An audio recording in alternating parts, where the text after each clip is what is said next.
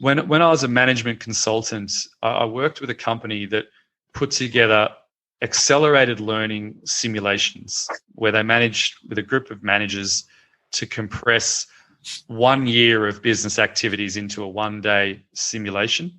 Wow. But the very unique thing about this simulation was that they always tried to simulate a collective failure that all of the managers would go through together. So you create a stretch goal where you just couldn't quite achieve it. Yep.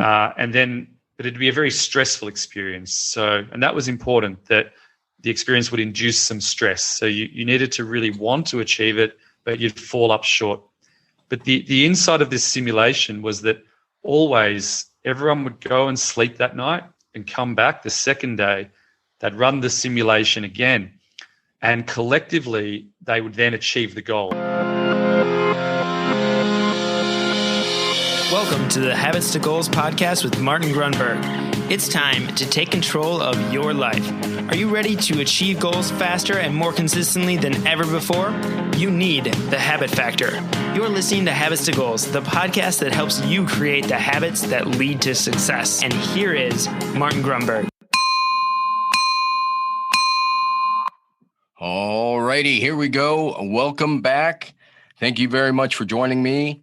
My name is Martin Grunburg. You have reached Habits to Goals, and today we have a terrific guest dialing in all the way from Bangkok, Thailand. Justin Brown from Ideapod. He is the founder, and he is going to break it all down for us. Justin, how are you doing today?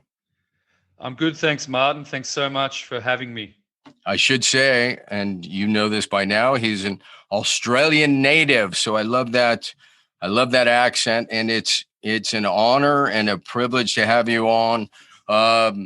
So let's get into it. But before we go too deep, it's been a while. I want to make sure we kick it off, Justin, with our GTR. That is our Good Things Report. So since you are the guest, you get to choose, kind of like a football match, who goes first, you or I? You go first. All right. I thought you were going to say that. Well, this is a no-brainer for me because as I got your email that you were logging into the Zoom portal, I was wrapping up. The GTR for me is that we're doing our first 5-day challenge. It's a get unstuck. It really could be a goal-setting mastery. But what I'm most excited about, Justin, is and I'm realizing now it's kind of funny that by the time this airs, the challenge will be far in the rear view mirror. But really it's my GTR because I'm fired up about the format. I came out of my own 5-day challenge a couple of weeks ago, and I'm like, this is exactly what we need to be doing with the habit factor. So that's my GTR. What do you got? I woke up this morning to a very nice Instagram message from someone who read an article that I wrote 2 years ago. Wow. Where I wrote about why I'm still single. I finally figured out why. And she wrote to me saying that she Googled why am I single, came across the article, and it helped lead to a really important breakthrough for her. And the breakthrough being, in the article I shared, that I realized the problem wasn't the women that I've been dating, but rather the problem came from me and how I was relating to others. And I explored psychological attachment theory. So it was just a really nice moment to get a personal message from someone that reads the content, that we put out and went through an aha moment and some sort of a shift. So that's really why we do what we do, and it's very heartwarming when these moments happen. That is, and when you say it, it sounds so much better than I. But there is nothing, there is just nothing greater than that impact when something you've thrown out creatively that has shifted somebody's perspective or altered their life, or they write something to you that says, thank you. It's reminding me, I shared this a little bit ago, but a guy, Ahmed in Egypt, of all places. He listens to the show. He started a podcast, Justin. And he said a lot of the reason was he was inspired by what we're doing here on Habits to Goals. And I was blown away. So I love to hear that. And I'm eager. I want to go look up that article. It's called Why I'm Still Single. Yeah, so the title is I'm 36, still single, and finally figured out why. I'm 39 years old now. So it was written, it's a couple of years ago. So I've just turned 39. But another part of the reason why it was quite special getting that message was I woke up and I knew that I'd be speaking to you on this podcast today. And I'm really impressed, and I love what I see as a movement you're building around the habit factor and the importance of habits, because in my own journey, there's been a real shift over the last few years in focusing on a big vision and trying to build things by focusing on goals first. And I had to shift into focusing on habits first. And this particular article came from committing to a set of habits and routines every single day, which in my case was always writing one article to start the day, right? Without a huge audience at the time. And then it took a bit of time and it took a lot of commitment to the processes, to the routines. But eventually we got better and better at what we're doing. And then these articles started to go viral and reach a big audience through Ideapod. And to get someone reaching out this morning right before this podcast is quite nice. It's like a double good feeling, because I love the impact and the aha moment for other people to experience, but it's also just a reminder on the power of habits. That's a double bonus from my perspective as well. Anytime you can bring up habit. So just to clarify, did you say what's your current age? I'm 39. 39. Okay. 39. You're still a young pup.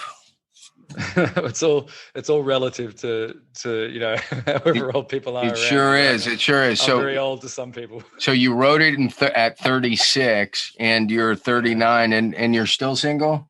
I am still single. Attaboy. Good job.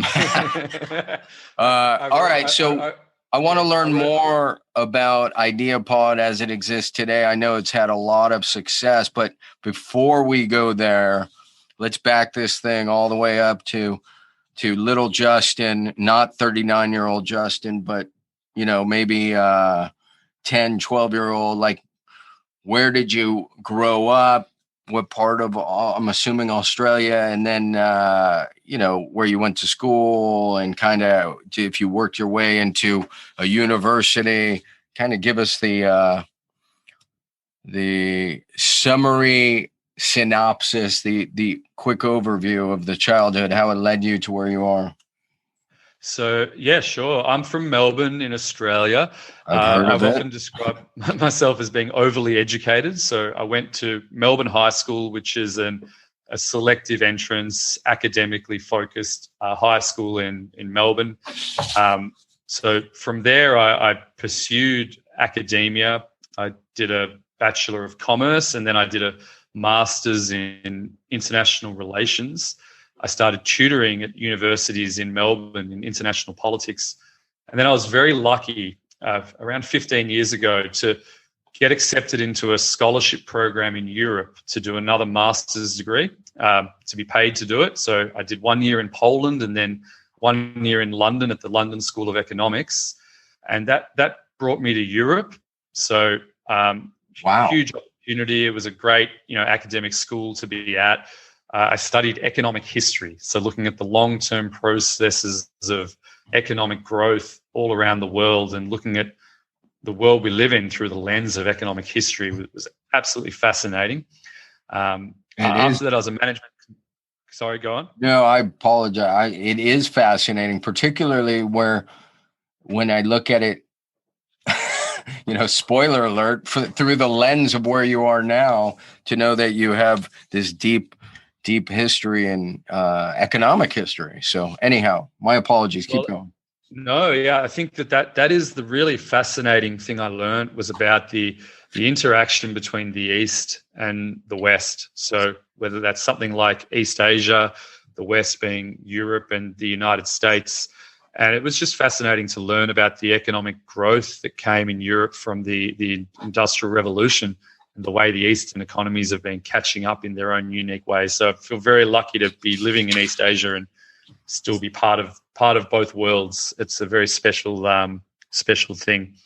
But after that, I was a management consultant for 3 years, working in the mining industry. So I was in Siberia for a little while. What? Wait, in the Arctic. Did you say medical consultant? No, mining. So okay. I was working on change mining management. Consultant. Perfect. All right. Sorry. Yeah. So it was interesting because in Russia, the mines are at the same locations as the former gulags.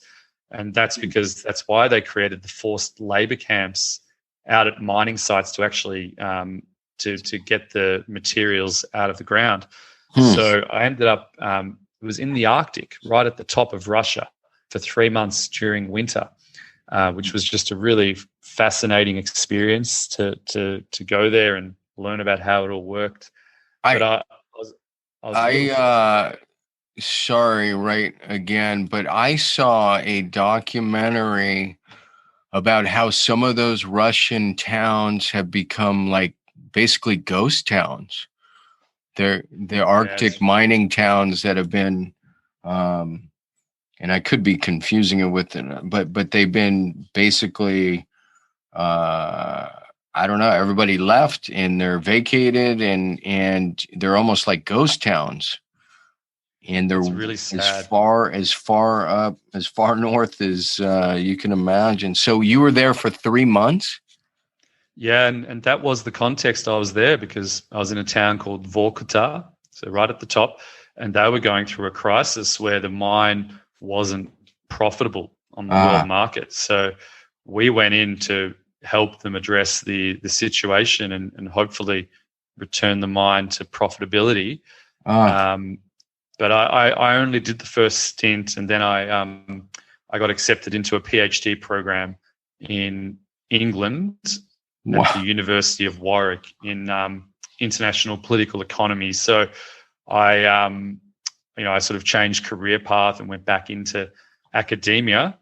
And it was during that time that I created Ideapod as a side project to my PhD. Wow. I'm just like, my head is spinning. I've heard a lot of great background stories, and that is phenomenal and fantastic. And it felt like I watched a short movie right there. So you're a PhD. No, I ended up. No, well, you were going through the PhD schooling, and then Ideapod. Something interests you about the personal development space? No, this was 7 years ago, and I started Ideapod as a social network for ideas. And the insight was that in academia, academics were sharing their ideas with each other, but there wasn't very much sharing of ideas with the broader public.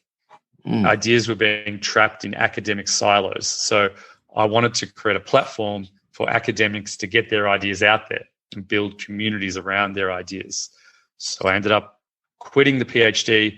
I moved to New York City, raised $2.5 million over a 4-year period, building up this social network. And there's a whole long story to that. We achieved a lot of success early on, but ultimately by the end of 2016, we didn't have a sustainable business model in place. We were fueling this through private capital. Right. And we made the decision to pursue a different strategy, which was to focus completely on cash flow and building a profitable business, not raising capital anymore for the technology.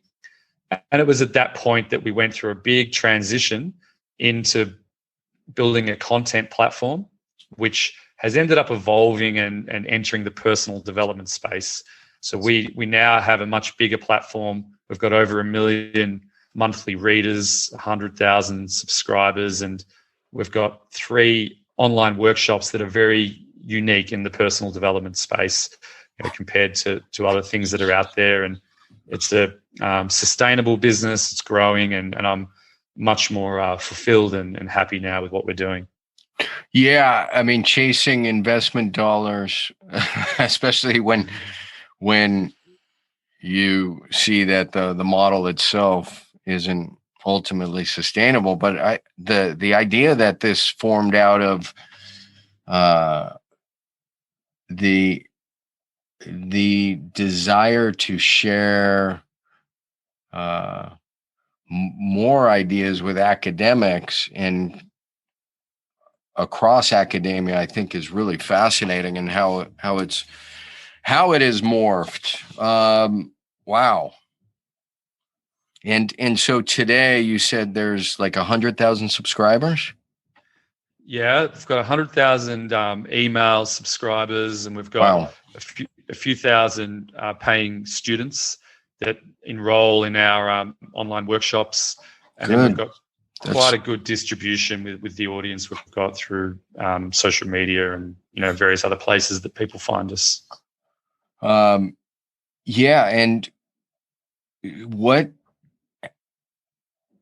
gave you the confidence? This will be good to talk about, to make the leap that you're here. You are studying for a PhD to venture out into this bold new world where you're raising money for an idea. What made you think you could pull that off? I think that I had a pretty big ego back then, to my detriment in some ways.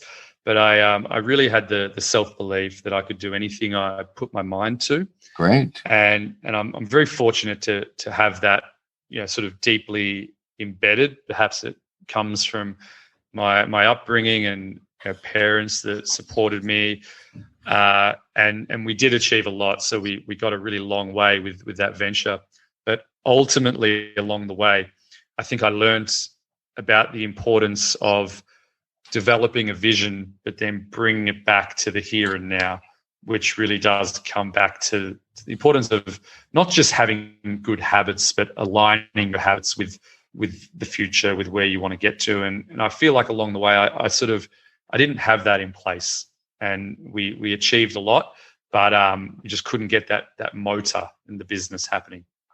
Well, I first of all, I mean, from my experience, we tend to learn far more from the challenges and the air quotes failures than we do from things we win or get right. I mean, there's a famous, I think it's Bobby Jones golfer, who says, I've never learned anything from a tournament I've won. So there's no doubt great value in that. I think what's fascinating from my perspective is the academia. I want to bring this up with you, the academia angle, because I have a bit of a love-hate with academia, and I'm sensing that you're going to be familiar with what I'm about to talk about. And that is, when it comes to habit, there's something called cue, routine, reward. Have you heard of that? Oh, in your work, I've read about it. Okay. Please, for everyone listening, I'd love to have a summary, because I read it a while back. Yeah, no, I mean, my take on it is it's great if you're a mice or a rat, which is where, it originates out of these research studies. But really the best way for humans who share something called intention and reflection is to cue, routine, reward isn't incredibly valuable. It's minimally valuable looking backwards, reflecting. There was the cue, there was the routine, which means habit, and there was the reward, maybe. I mean, but really, when you want to construct habits, and you're a human, you have intention, so you can plan, you can act, you can record, and you can reassess. So I'm just doing this for multiple reasons. One, I'm sharing with you, and I'm reiterating this with the audience, that this is what we teach here in the Habit Factor world is PAR: plan, act, record, and reassess. So having said that, because you're such a learned and brilliant young man at 39, how would you, through all your worldly travels and professional experience, how would you define this bizarre concept of success? It's really interesting, everything you just said there. And as I go through your work, it results in a big aha moment for me. And that is around what it means to be a human. So we're not robots that can be programmed by something outside ourselves. And I think that's the cue reward thing that you speak about. Yeah. We look backwards and we say, oh, well, those were the cues, those were the rewards. That's why I've ended up doing what I'm doing right now. Right. But I think that if we're really honest with ourselves, that's not why we act in this world. When we're acting from a very strong and powerful place, when we're very connected to something deep within.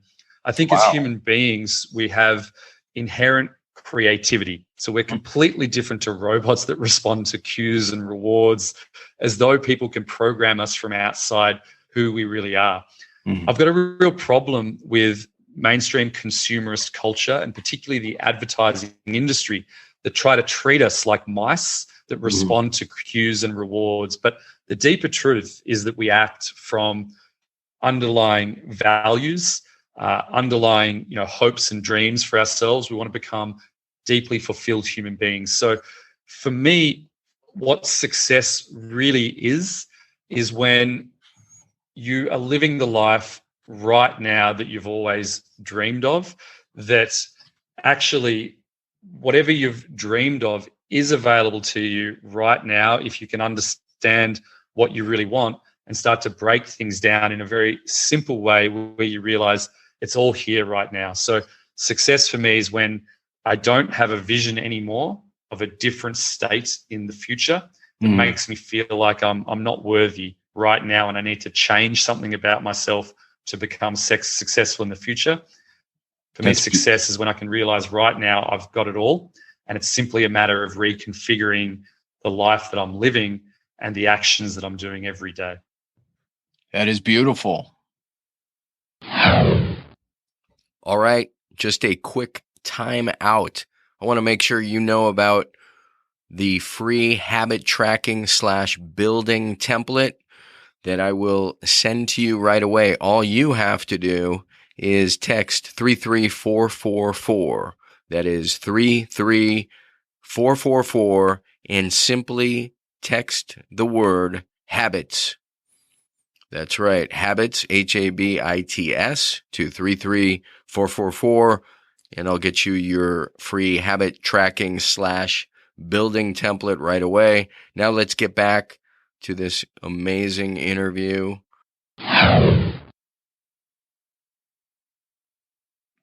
That is straight up beautiful. That you're bringing it internal. It's intrinsic. We can act from a place of, and this isn't desire in the bad sense. It's desire in the good sense. It's our ability as creatures, creators, to have an ideal vision and pursue it.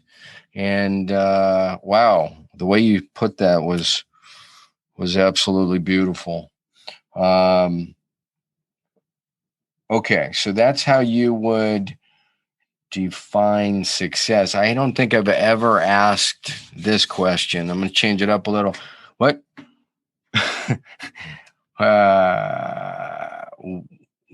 would you say, or it's define isn't the right way to put it, but how would you, I'm going to say it anyways. How would you no, not define.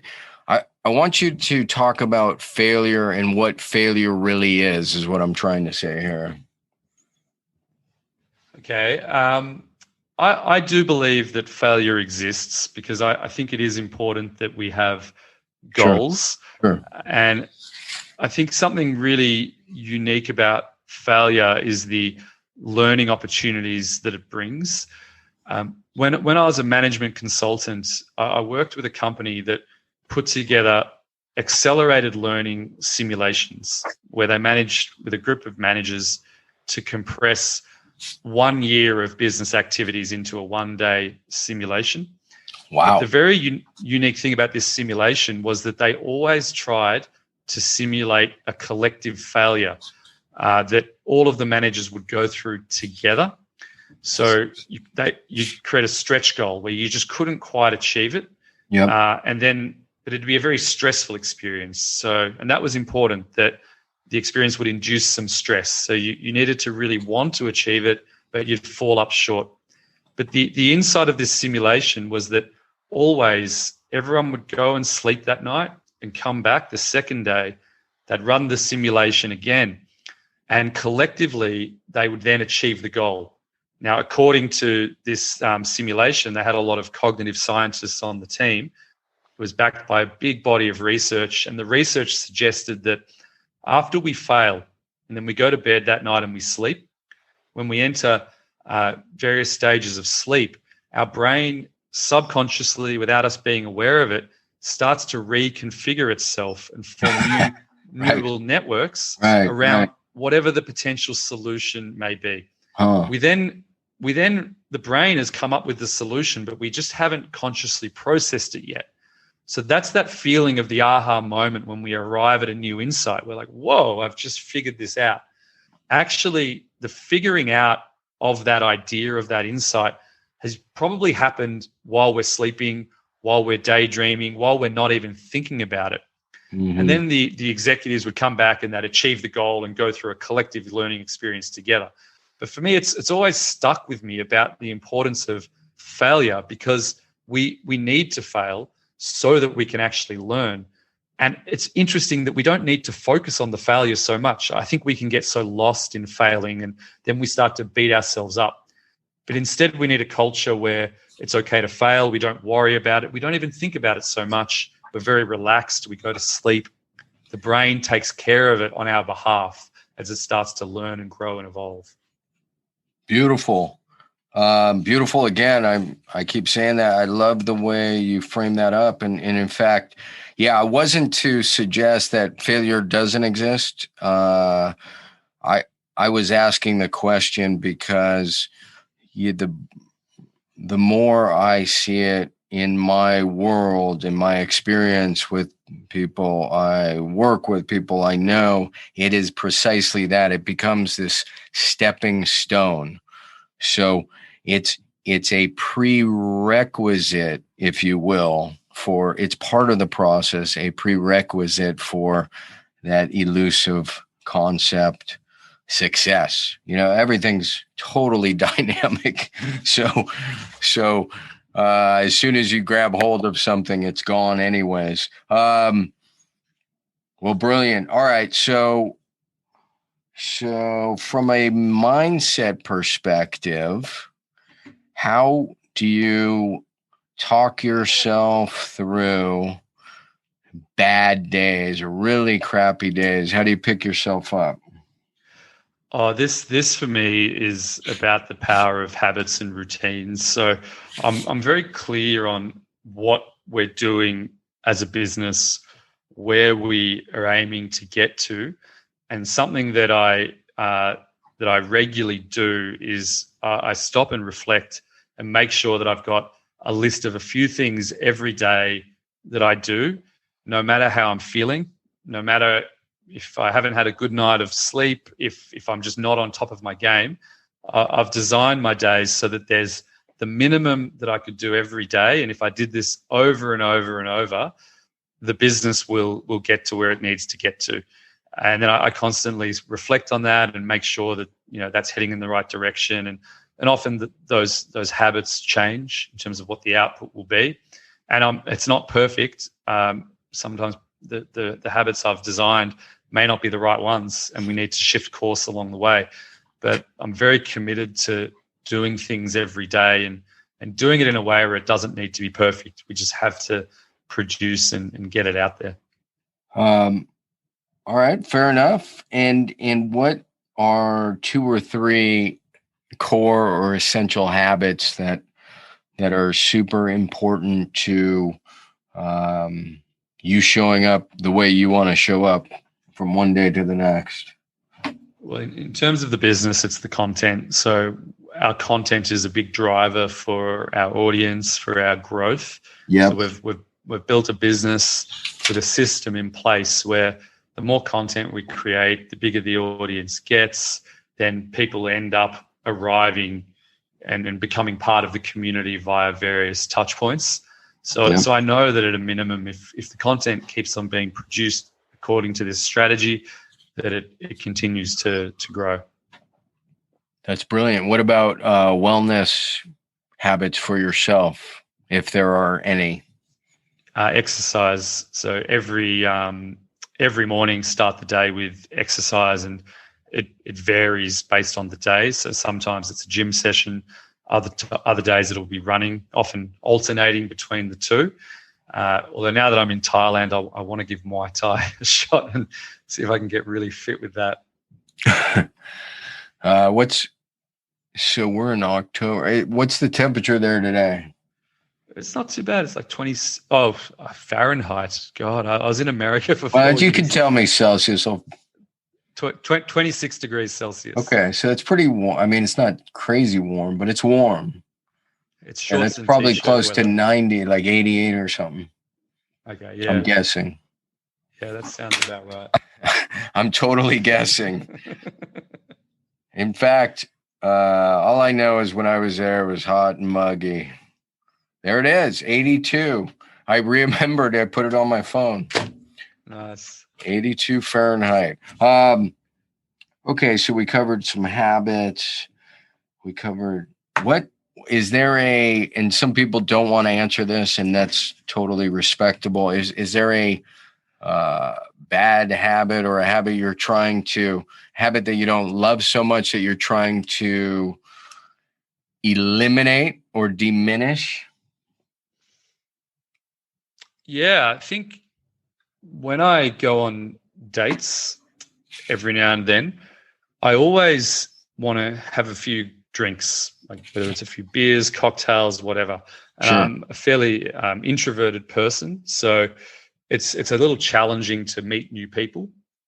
So I've learnt about myself that I've grown to rely on alcohol in social situations, and that's a habit that I don't think serves me so well. I think it'd be nice to not rely on that as a crutch. So that's one I've become aware of recently. I sort of hadn't really thought much about it. So that's a habit I'd like to question a bit. Well, I don't think you're alone in that one. I think that is a fairly, dare I say, common situation, particularly on, first dates type thing. Yeah. Throw back 1 or 2 or 4. All right. Well, we're approaching third base, maybe even rounding third base. I am grateful again for your time. I know coordinating this hasn't been entirely easy, but I really wanted to do this and make sure at the end, although I will I want to make sure we link back to Ideapod and share maybe some resources, some of your favorite posts. Here's another form question, if you will. If you, 39-year-old Justin, were talking to 19-year-old Justin, what sort of advice might you give you? Just chill out and enjoy the ride. Chill out. That much. Chill out. Yeah, chill out and enjoy the journey. The things that you think matter, the success that you think you want, none of it matters as much as you think it does. Interesting. I like it. And what are 2 or 3 transformative, you're obviously very well read, books that have made an impact in your life that maybe you gift or you find yourself talking about and referencing often? Yeah, I've got 2 books that are just I can't hear you. I've got 2 books that are just brilliant. Yeah. So the first is Man's Search for Meaning by Viktor Frankl. Fantastic. I know. And it's a short book as well. It's only 120 pages. It had a huge impact on me about the meaning that we get from life, and that we've always got the choice in this very moment in how we're going to react, in how we're going to define what's happening.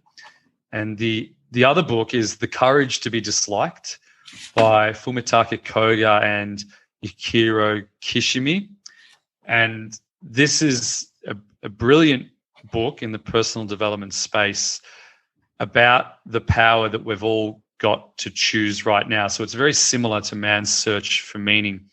And it's a critique of a lot of psychology and a lot of therapy and counseling, psychotherapy, where they often try to do a deep analysis of our past, of the trauma we've gone through. And this is a very different approach that actually says we've got that we don't need to be defined by our past so much. We don't need to be defined by tragedy. We can make a very different decision right now. And it really comes from having the courage to be disliked, in not needing to care so much what people think around you. And from there, you can build that connection within and set a very different path for yourself. That is fantastic. You know how sometimes things come into your life, Justin, at the exact right moment? That is a concept I've been dwelling on a lot, yet I haven't heard about this book. And while I know there are a lot of therapies that bring incredible value, I've seen with some friends recently where it's like, it's kind of this ongoing mess. Like it's helpful. And then all of a sudden it goes to crap. And so I'm wondering, as the lay person on the outside, like why do they have to keep bringing up the old stuff? Why can't they decide and move forward, especially when they had worked through it? And again, I understand life is dynamic, but that sounds like a theme and a thesis that, first of all, I've been writing somewhat about, and I just haven't found anything out there that supports it. So I need to investigate the book, is what I'm getting at. It's a really fantastic book. I've been thinking about these things recently as well. I'm currently writing an article called "The Cheap Wine of Tragedy" about the addiction that many of us have to tragedy, to tragic events of the past. Yeah, and drama. we want to build our connections with each other based on tragedy, based on gossiping about the bad things that have happened to us, and it's like a deeper pattern that I think we can get out of. Well, and snap out of. It's funny. I'm sure you've heard the term in psychology. It's called gunny sacking. You've heard that, right? I haven't heard of it. No. Okay, so that's like a German, a knapsack, right? So we carry around in our gunny sack these emotional hurts because we've earned them. And and they're important to us. And so it's just mine and I'm angry, or, somebody screwed me over. And so that just weighs us down. And there's a minor addiction to it, as you said. Anyways, gunny sacking is a term that was used. It's certainly not used too much these days, but, the courage to be disliked. I love it. I'm definitely going to dig that up. A couple more questions and then we will sign off. And I feel like I'm going to want to have you back on in the not too distant future already. Is there a tech tool gadget website, probably not your own website, that you can't live without, that you kind of use from one day to the next to be productive or help you? I use Trello, and I use the free version of Trello. So it's a project management software where you can create cards for each task or whatever you want it to be. And I create lists, and it's how we manage the business, various teams where we've all got Trello boards. But I also use it personally, where whenever something enters my mind, like a task that needs to get done, I quickly add it as a card in Trello in my own personal space. And the reason I do that is then I get it out of my head, so I'm not dwelling on things as much. And I feel like it helps me to be a bit more free and creative, because I know that at some time during the week I'll sit down and go through it all and just knock things off. That's amazing. First of all, I think every episode links to Trello. I love Trello. and what you just said about emptying your mind, that was the episode that, again, it depends on when this airs, but I want to say it came out yesterday, but it was called The Value of Emptiness. And David Allen, the guy who wrote Getting Things Done, has this wonderful quote that the mind is for having ideas, not holding them. Oh, that's a nice quote.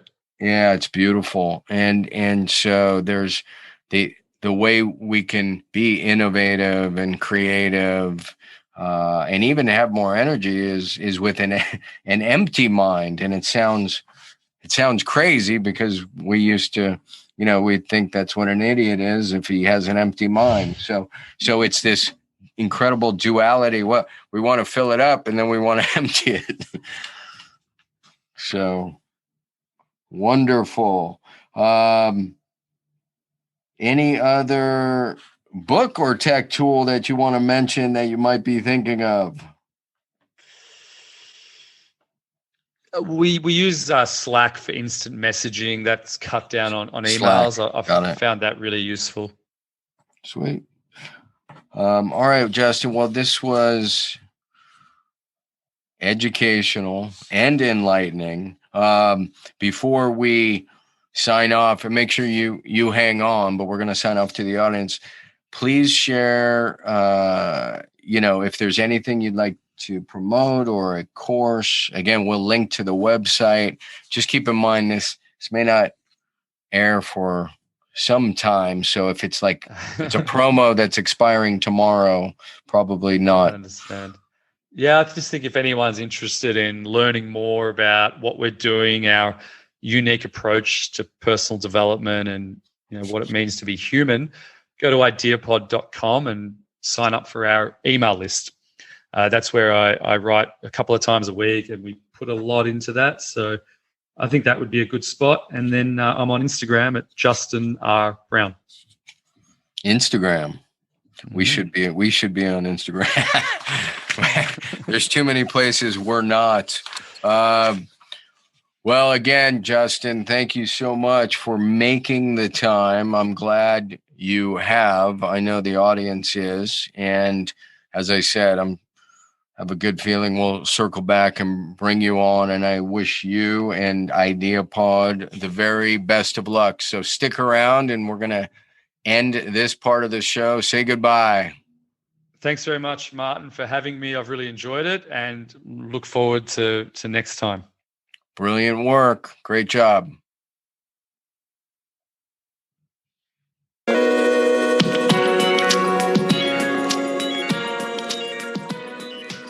Today's episode is brought to you by Audible.com.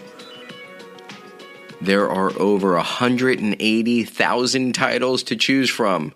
If there's one thing I know, and I think Jim Rohn was the one who said this originally, in 5 years, the difference in your life will be largely based upon two things: the books you've read and the relationships you have fostered.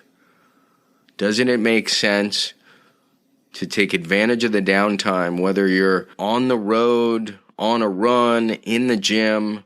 kill a couple birds with one stone, get a book going.